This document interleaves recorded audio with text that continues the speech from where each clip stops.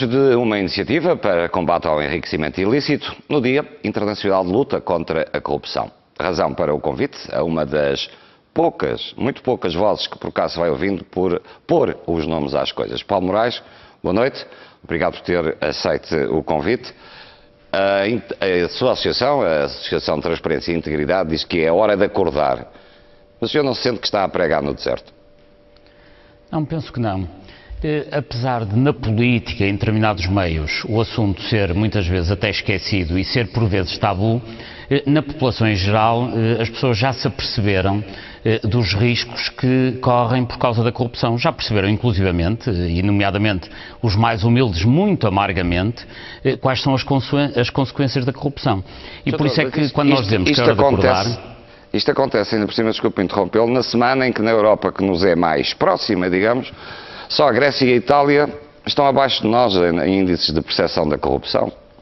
É verdade, Portugal ocupa um vergonhosíssimo 33º lugar em termos do que é o ranking da corrupção na luta nos países desenvolvidos.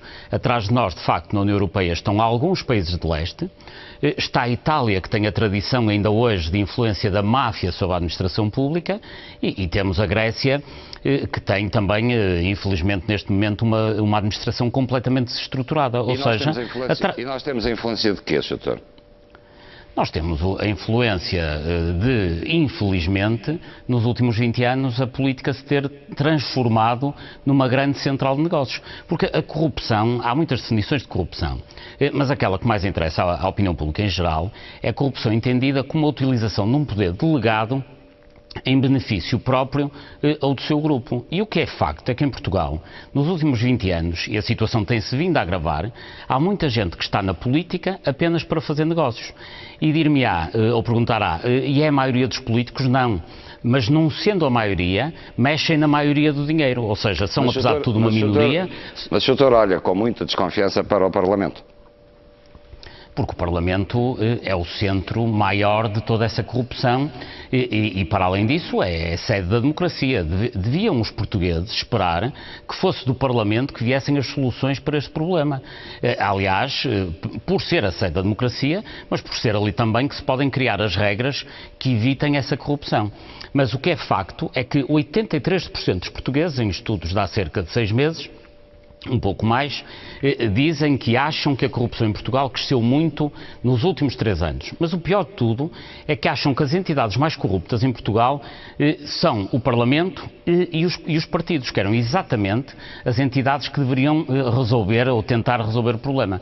Mas os portugueses acham isto... Francamente, Sr. essa é uma opinião que é francamente contrariada. Enfim, este facto de o Sr. estar no Porto e em Lisboa dificultou um pouco a conversa, tenho de interromper, mas dizia eu que esta visão que o Sr. nos está a dar é bastante diferenciada da que tem a diretora do TCIAP, a doutora Cândida Almeida, que diz que em Portugal há pouca corrupção, que a sua percepção de que a corrupção até baixou no país, e não tem dúvidas em afirmar que não é um país de corruptos.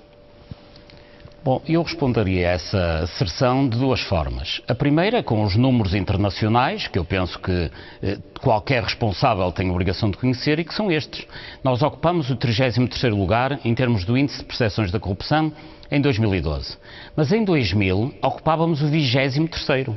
E em 2010 o 32º, ou seja, em apenas uma década, perdemos cerca de 10 lugares no que é o ranking da corrupção. E mais grave do que haver muita corrupção, mais grave, dizia eu, é o facto da tendência do problema se agravar. Essa é uma resposta possível. Mas há outra que eu, enfim, não posso deixar de trazer aqui, que é a seguinte. Há provas de que há corrupção em Portugal em alguns casos. Alguns, como Isaltino Moraes, que até já estão julgados. O Ministério Público é da falta de provas para poder depois incriminar e julgar. Não, mas é que eu estava até a falar de um caso que já está julgado, já tem provas, já tem tudo, mas dou-lhe outro caso em que está aprovada a corrupção em Portugal, que é a questão da venda dos submarinos a Portugal por parte de uma empresa alemã, só que infelizmente essa corrupção está apenas provada pelos tribunais alemães. Os tribunais alemães já provaram que na área da defesa em Portugal, nomeadamente na compra dos submarinos, há corrupção. Agora é facto e é lamentável que os tribunais alemães conseguem provar que há corrupção em Portugal. E os tribunais portugueses até têm dificuldade até em traduzir as sentenças que os tribunais alemães publicam e sentenciam. Essa é que é a questão. Mas que há corrupção em Portugal está provado, não preciso ser eu a dizê-lo, nem isso carece de demonstração. Está mais do que provado em alguns casos cá em Portugal, também, poucos infelizmente, mas noutros já está provado, inclusivamente em tribunais. Eu lembro, o único caso de corrupção, provavelmente mais recente, que mereceu uma condenação em tribunal foi a do Dr. Abílio Curto, na Câmara da Guarda.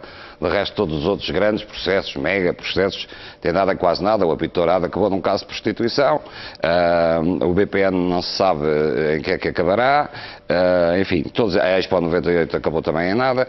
Doutor, é esta a sensação que o cidadão comum vai tendo, é que a montanha vai sempre parir um rato.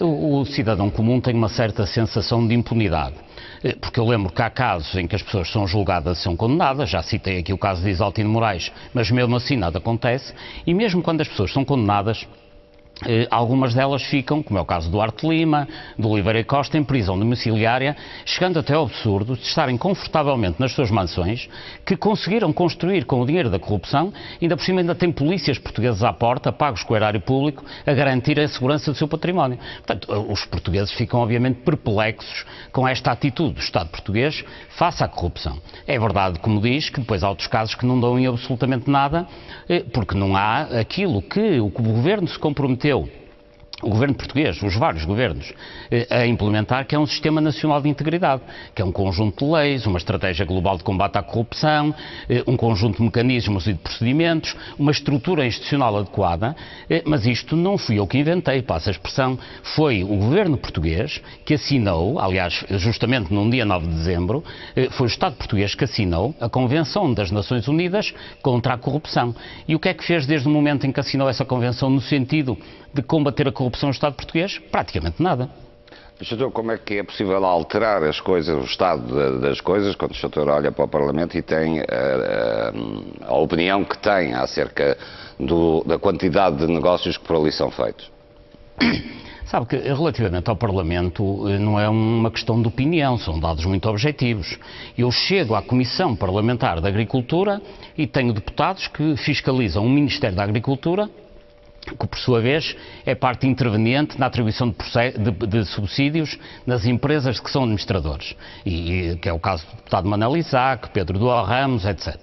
Depois chego à Comissão Parlamentar que acompanha o Programa de Assistência Financeira, o Programa da Troika, que é o programa exatamente onde se consideram as questões das privatizações, do apoio à banca, etc., encontro deputados que estão ligados à EDP, como Pedro Pinto ou Adolfo Mesquita Nunes, que trabalham no escritório de advogados que trabalha para a elétrica, ou até Miguel Frasquilho, que está ligado não só à banca, como à própria SI, que assessorou os chineses na compra da EDP. Portanto, eu pergunto, e isto são dados objetivos, as pessoas... Bastará irem à internet, à página do Parlamento, e encontram lá estes conflitos de interesses. A questão é saber como é que se permite que sejam estes deputados a tomar conta de dossiês em que são parte interessada. Doutor, mas como é que se resolvem as coisas então? Deitando abaixo aquele Parlamento? Bom, com este Parlamento tal como está não se resolve, isso é claro. Resolve-se desde logo criando um forte sistema de incompatibilidades e havendo um controle por parte...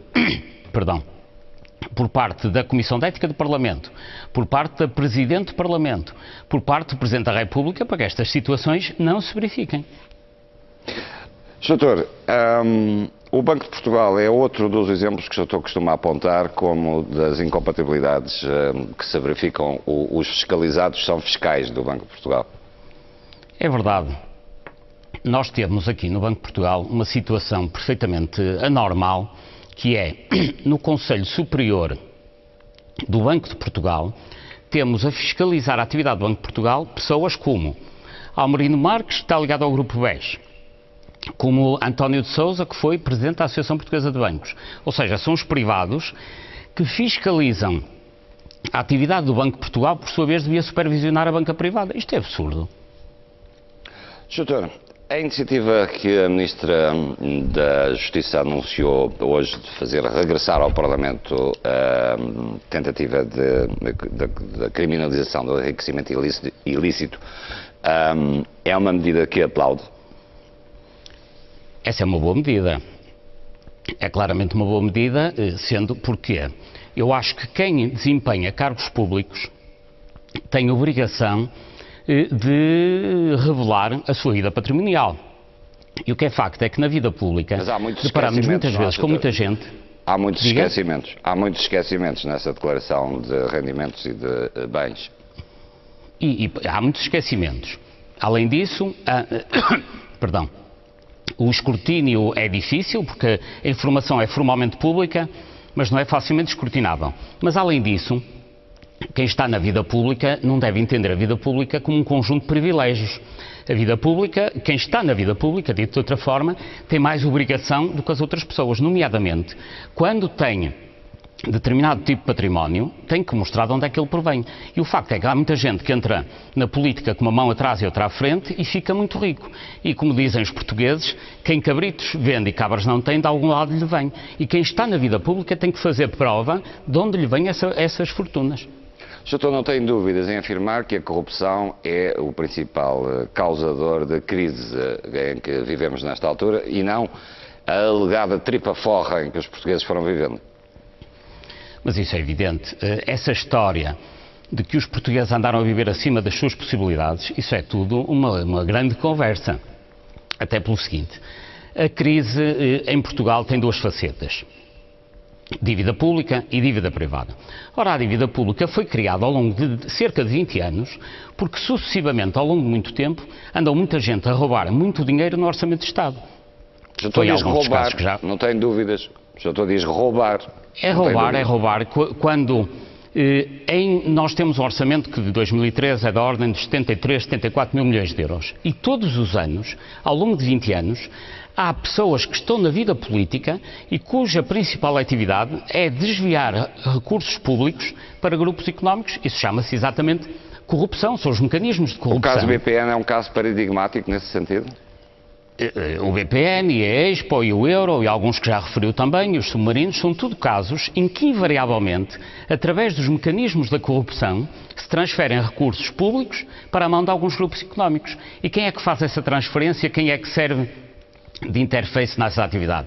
São exatamente aqueles políticos que estão na política apenas para fazer negócio. Aliás, eles são contratados nas empresas exatamente para terem essa função na política. Obviamente que andando tanta gente a roubar tanto dinheiro durante tanto tempo, tínhamos que chegar à situação em que nos encontramos de pré-ruptura ou de pré-bancarrota. E repare, isto é na dívida pública. Mas mesmo na outra faceta da crise, que é a dívida privada, nós, no início da crise, estávamos no início de 2009, finais de 2008, cerca de 70% da dívida privada era dívida imobiliária, sendo que grande parte dela resulta justamente da especulação imobiliária que foi feita ao longo do país por promotores imobiliários que sistematicamente compravam terrenos agrícolas, os transformavam em urbanizáveis e depois conseguiam com isso margens de 700, 800, 900%. Construíam e vendiam caro, ou então ainda aconteciam duas situações piores, que era uma situação que era, por e simplesmente não se construía nada, esperava-se que naquele local passasse um equipamento público, cujo valor de expropriação do terreno passava a ser inflacionado artificialmente e aí os promotores recebiam muito mais pela expropriação. Ou então ainda há um terceiro caso, que é o caso justamente de uma parte importante da vigarice do BPN, que eram casos em que a verdadeira tríade mafiosa constituída por promotor, autarca e banqueiro, em que o promotor compra um terreno agrícola, transforma em urbanizável, vai ao banco e pede um empréstimo por todo o empreendimento que sabe que não vai construir e deixa como garantia um terreno que vale 30, 40 vezes menos do que o empréstimo que é obtido na banca. Isto criou, obviamente, uma enorme bolha imobiliária.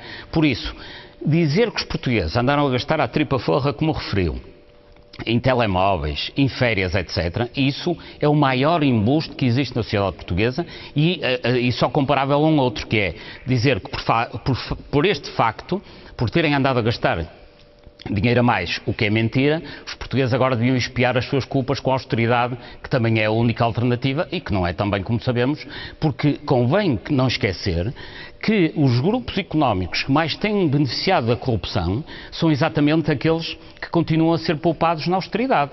Eu recordo que, com o Orçamento de 2013 já aprovado, os fundos imobiliários, que são os grandes detentores e os grandes especuladores imobiliários, continuam sem pagar IMI, sem pagar IMT.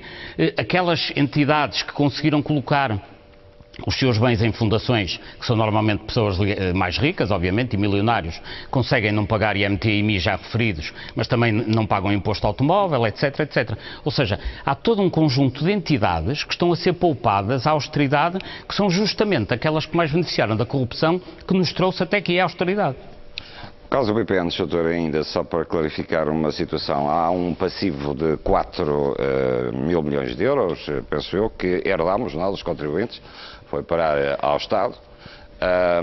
Os tais 4 mil milhões que farão falta este ano no Orçamento de Estado, que o Primeiro-Ministro não sabe ainda onde é que vai buscar, ou pelo menos ainda não explicou aos portugueses, mas a detentora anterior desse banco tem património.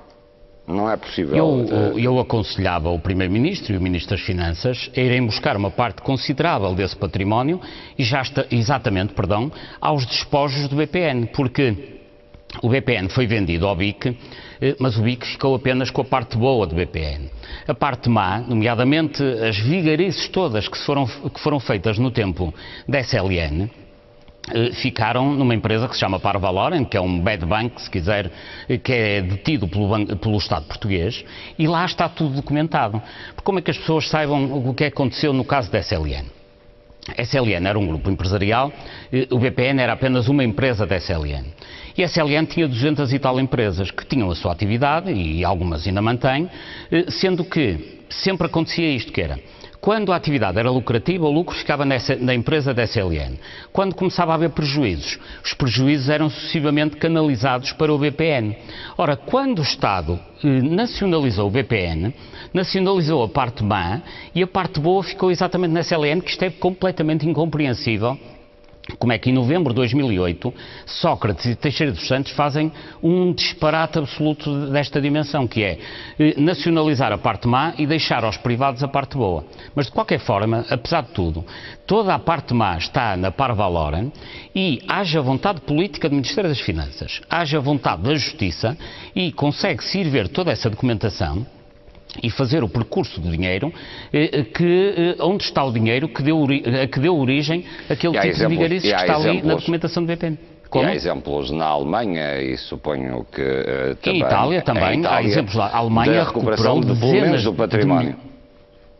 A Alemanha recuperou dezenas de milhares de milhões de euros que estavam em bancos luxemburgueses. O governo italiano tem vindo a recuperar também milhares de milhões de euros que estavam em contas da Suíça e também de Luxemburgo. E por isso, se o governo português quiser, se houver vontade, consegue, perseguindo naturalmente o percurso dos documentos, chegar à origem de toda esta vigarice, detectar quem a fez e, eventualmente, confiscar património às empresas da SLN ou aos seus principais administradores e acionistas. Porque isso é perfeitamente possível, quer em termos da legislação portuguesa, quer em termos do que é o direito internacional. Tem, obviamente, é que haver vontade e tem que se perseguir este caminho. E por isso, o Conselho que dava, quer O senhor vê algum sinal de que haja vontade para iniciar esse caminho, para desatar esse nó vontade política de combater a corrupção não tem havido, isso é mais do que claro. Aliás, só por isso é que chegamos a este ponto e continuamos a ver que o país vai no mesmo caminho, mas uma coisa não tenho dúvidas.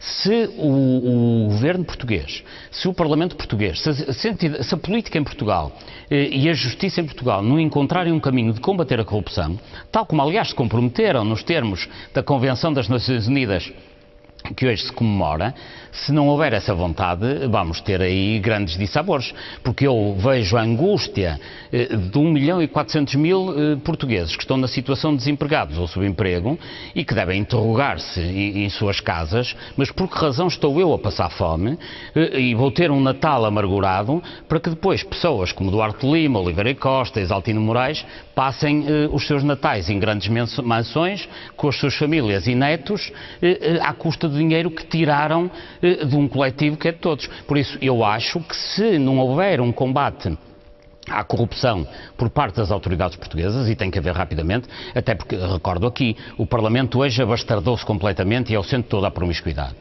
Mas tem que haver intervenção no Parlamento, mas o próprio Presidente da República tem que ter aqui uma atitude. É ele o garante de regular o funcionamento das instituições. E é regular o funcionamento das instituições quando 1/3 do Parlamento é constituído por administradores, diretores, consultores ou advogados das empresas que têm os maiores negócios com o Estado. Isto é completamente irregular. E volto à questão, como é que um desempregado encara uma situação destas, em que é um regabof geral, e depois os mais humildes é que acabam por sofrer as consequências disto. Por isso nós aqui hoje temos, no fundo, uma guerra de muitos que têm pouco contra poucos que têm muito, ainda por cima à custa dos primeiros. Sr. Doutor, como sabe, a Justiça precisa de provas. O Sr. Doutor tem acarreado certamente provas, fala delas constantemente a propósito dos casos que vai enunciando. Que seguimento têm tido essas suas provas entregues ao Ministério Público, suponho? Há um pouco de tudo, tem acontecido um pouco de tudo. De facto, eu tenho feito canalizar para o Ministério Público nas diversas áreas onde os crimes, nomeadamente urbanísticos, se vão cometendo, a documentação, enfim, de cada um dos casos, o nome das pessoas e, digamos, a conexão entre os casos e os cavalheiros que vou denunciando, até porque eu acho que estas questões mais públicas que têm a ver com a promiscuidade geral na política devem ser denunciadas publicamente. Agora, os casos concretos têm que ser denunciados nos tribunais, em primeiro lugar, porque numa democracia, ainda que moribunda como a nossa, é nos tribunais que se deve procurar justiça. Mas, para além disso, eu devo dar todo o direito às pessoas que acuso de se defenderem no local próprio. Não vou, obviamente, tentar fazer linchamentos públicos das pessoas. Mas o que é facto é que tem acontecido tudo. Há uma certa angústia que eu às vezes sinto e uma certa decepção com o comportamento do Ministério Público, porque não vejo da parte do Ministério Público a mesma vontade e a mesma energia que eu tenho em que os problemas se resolvam.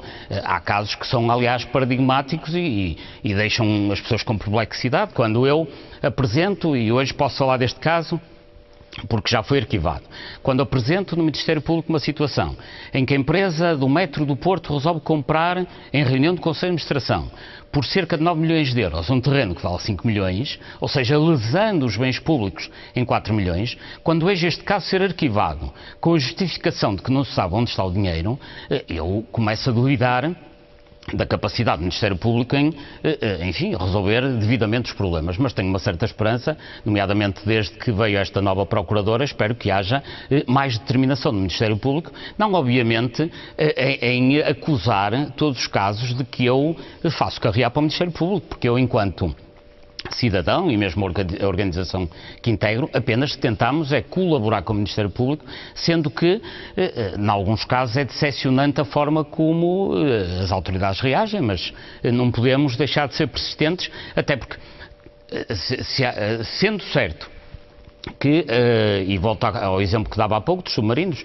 sendo certo que às vezes o Ministério Público tem dificuldade em fazer acusações, há casos em que comprovadamente há corrupção e nós temos que ter a esperança que a justiça portuguesa comece a atuar e comece a haver alguma repressão na área da corrupção também.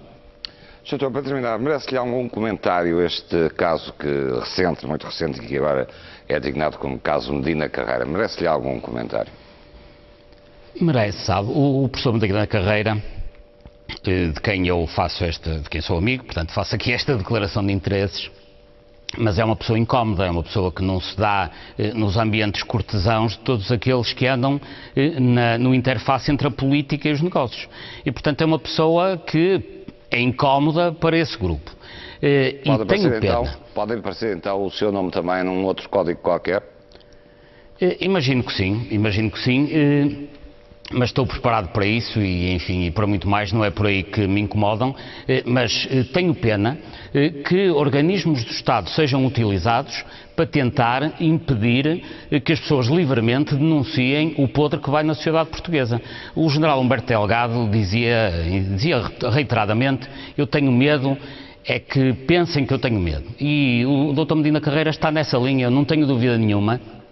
que não é fácil, ou para não dizer que é completamente impossível, amedrontar o Dr. Medina Carreira no tipo de acusações que ele faz à podridão que está no regime. E por isso, podem até entrar as vezes que quiserem em casa do Dr. Medina Carreira, e até noutras pessoas, eventualmente até na minha.